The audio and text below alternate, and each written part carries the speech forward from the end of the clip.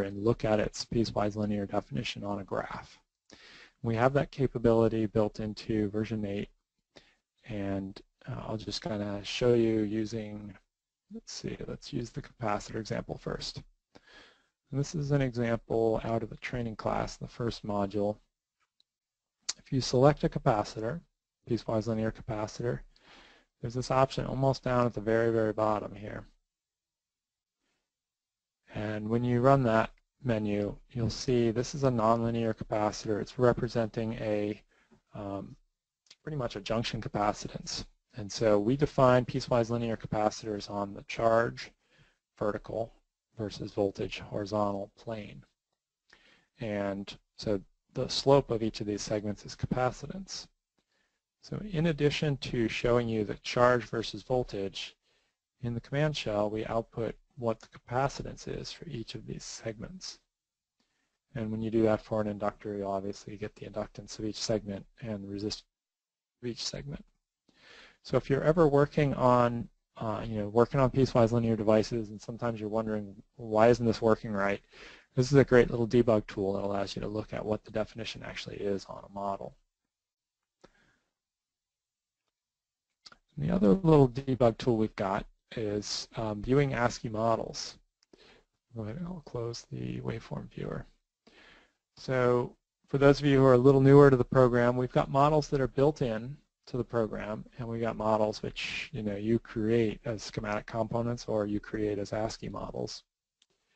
Those Ascii models can get installed into the program. Obviously, we've got a number built in, and you can call them with a symbol.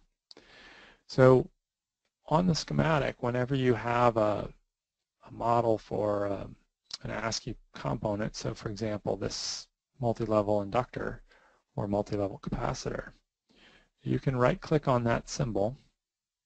Zoom in there a little bit. You can right-click and run View Model. And this will open a text file with the actual model definition for that subcircuit. Now, just to say, this text file is a temporary file, so if you edit this, you don't have to worry about breaking something. You can use this to start a new model, or if you're just curious how we implemented something, it's all here in plain text. So most of our models that are built in are in plain text.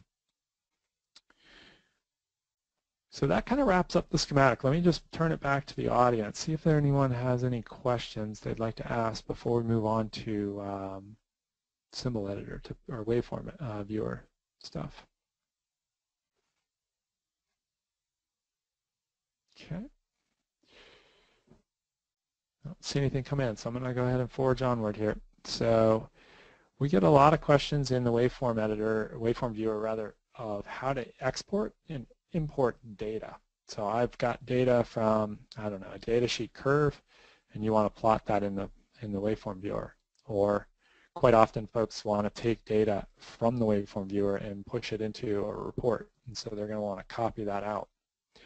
So we have really simple ways to import and export data, and they're on the Edit menu for the graph viewer, and there's Copy Ascii data and Paste Ascii data. And by Ascii we mean basically column data. It's pretty straightforward in the sense that it's kind of white space delimited. Copying data out of Excel, for example, works just fine. So I can go ahead and get started here. Let's just get a waveform back up. So I'm going to press F9. I'll make a comment that the next item in our presentation will show you how to do that even faster. But suppose I got this switch node, right? And I really want to examine that. So you can first click on SW and do Edit, Copy Ascii data. Now that data is on the clipboard, and what you do with it is up to you. But you can open Excel, and of course that's opening in some strange way. Let me just bring that over onto my main screen here. So now I've got that data on the clipboard, and I can just paste it, Control V.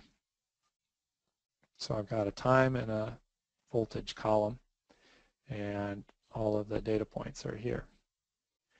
Now additionally, you can select a bunch of data out of Excel, And here I'm going to do Control C and go back to the waveform viewer.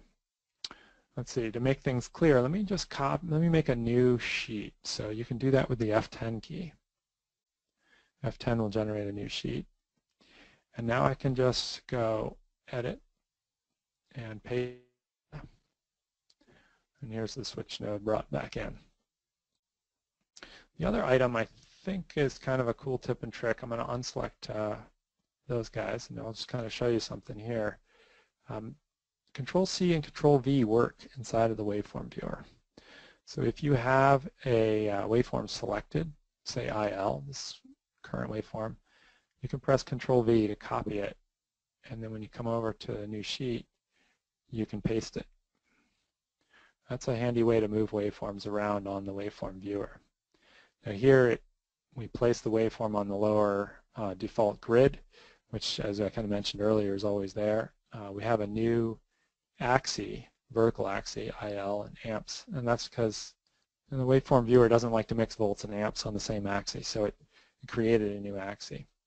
You could just as well have created a new grid, and I think I still have that definition, so I can just paste it onto a new grid. There's a question that came in, is there some way to transfer Ascii data from a piecewise linear voltage or current source? Not quite sure if the question is to it or from it, but I know you can do to it. Okay, good, good. Yes, you can. So this is not probably the best example because we're just grabbing whatever random data, but say I copied data here from Excel. All right, so you've got a spreadsheet you use to maybe define a device. And if I go to the program, let me just start a new sheet, and I'll find a piecewise linear device, say a resistor. When you edit this, there is a paste button on this dialog. And when you press paste, you'll see that's the data that I just had selected in Excel. So that's how you would copy data from Excel to a device. Okay.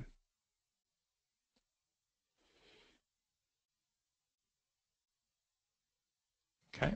So there was a question that came in, how would we import a scope waveform into the waveform window? Just like we were just showing. So you would have that data in Excel, for example. You would select the right cells, you would copy it, and then go to the waveform viewer and edit, paste Ascii data. Okay. So good questions. Any others that are okay? I don't see any others coming in. So let me show you something that I think is very clever. I think you'll like is we have a new feature. I think it came out in 8 or thereabouts, which we call replay traces. So replay traces is a primitive command. What does that mean? Well, it doesn't have a menu. It doesn't have a shortcut key, although at the end of the presentation I'll show you how to assign one.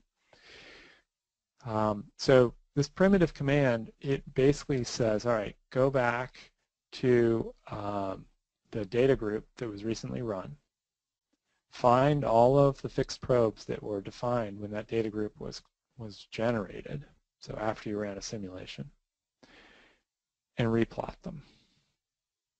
So in the last example, I said, all right, well, we're going to rerun this so that we get the waveform viewer back up. But I can actually do that much more efficiently by using this replay traces command. And you would enter that. It's not case sensitive, so we can just do it all lowercase. The only thing it's very sensitive to is spelling. So if I press, if I do this, replay traces, you can either click OK or press Enter. And you'll see the waveforms are regenerated just as if I had run the simulation.